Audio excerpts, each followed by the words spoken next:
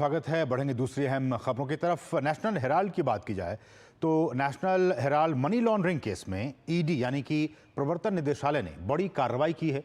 प्रवर्तन निदेशालय ने बताया है कि उसने 661 करोड़ रुपए की अचल संपत्ति पर कब्जे के लिए नोटिस जारी किया है, जिसे उसने कांग्रेस नियंत्रित एसोसिएटेड जर्नल्स लिमिटेड के खिलाफ धन शोधन मामले की जांच में कुर्क किया था। ये मामला कांग्रेस पार्टी से जुड़े नेशनल हेराल्ड अखबार से संबंधित है और इसमें वित्तीय अनियमितताओं के आरोप हैं।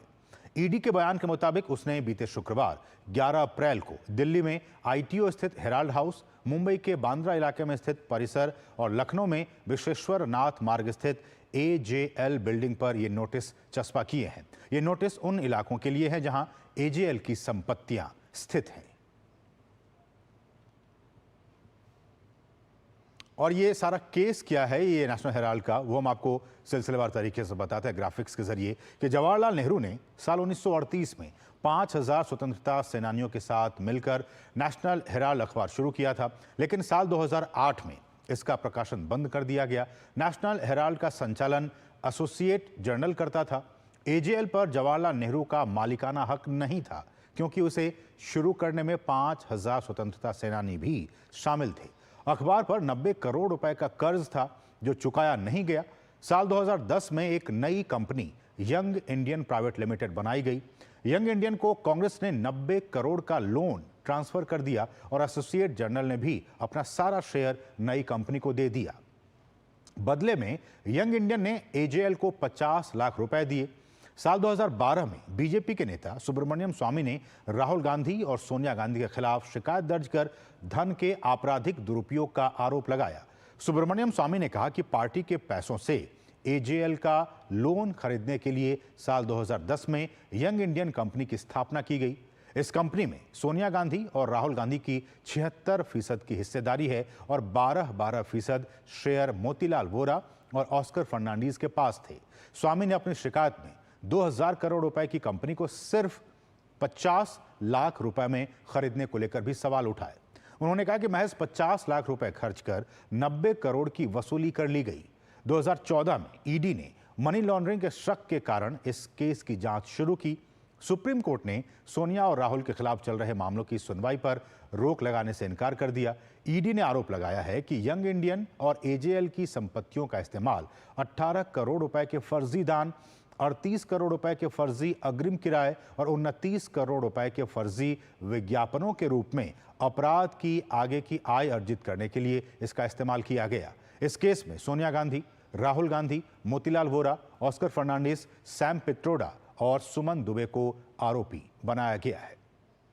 और हमारे साथ हमारे सहयोगी नीरज सिंह इस पर अधिक जानकारी के साथ हमारे साथ मौजूद हैं। नीरज, अब ईडी ने यह कहा है कि हम ये जो नोटिस चस्पा किया गया है, हम अब इस पूरे संपत्ति को हम अपने कब्जे में लेने जा रहे हैं, क्या इसका मतलब निकाला जाए? देखिए, इसका मतलब साफ है असीम। आप देखें कि 2023 में ईडी ने इन संपत्तियों को कुर्क किया था और ये दिल्ली में आप देखें तो आईटीओ स्थित नेशनल हेराल्ड का ऑफिस है। इसके अलावा लखनऊ में एक संपत्ति है और मुंबई में बांद्रा में एक संपत्ति है। अब इसका पहले तो ये था कि जब ईडी ने इसको कुर्क किया था तो इस संपत्ति में जो भी सामान वगैरह जो नेशनल हेराल्ड या उससे जुड़े लोगों का था वो उसके अंदर था, लेकिन आप उसके अंदर नहीं जा सकते थे। अब जो ईडी है उन्होंने प्रक्रिया शुरू करी है कि इस संपत्ति को अपने में शामिल करने के लिए या अपने पास हासिल करने के लिए। इसका मतलब साफ है कि आपको अब ऑफिस खाली करना होगा।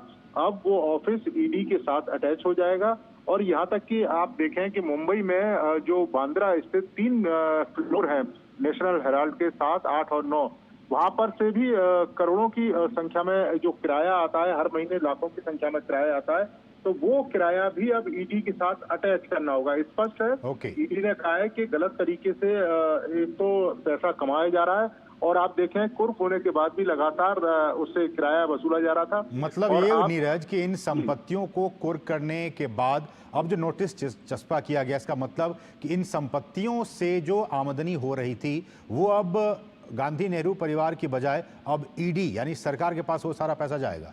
बिल्कुल, इसका मतलब यही है, सरकार के पास जाएगा और जब तक कोर्ट का फैसला नहीं होगा ईडी के साथ जितना भी जो किराया आ रहा है इस प्रॉपर्टी का, वो किराया ईडी के खाते में जाएगा और इसके साथ साथ अगर बाद में ईडी के पक्ष में ये फैसला आता है तो निश्चित तौर पर इन तमाम संपत्तियों को बेचकर या इन तमाम संपत्तियों को सरकार के साथ अटैच कर दिया जाएगा। अब हम कह सकते हैं कि इन 3 संपत्तियों को लेकर गांधी परिवार का अब किसी भी तरह का हस्तक्षेप नहीं रहेगा, ना तो वो किराया ले सकते हैं, ना इसका कोई और अन्य उपयोग कर सकते हैं।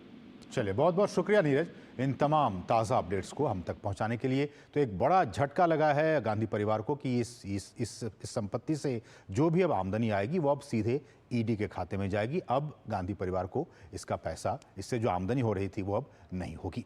बढ़ेंगे आगे।